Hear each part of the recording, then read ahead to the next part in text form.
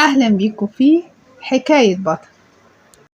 شهدت إحدى الجامعات الخاصة في العاصمة الأردنية عمان حادثة مروعة أثر مقتل طالبة شابة بعيار ناري في واقعة تأتي بعد أيام من حادث الطالبة المصرية نيرة أشرف. وقال المصدر إنه نتج عن ذلك إصابة الفتاة حيث تم إسعافها إلى المستشفى بحالة سيئة وتوفت في الحال.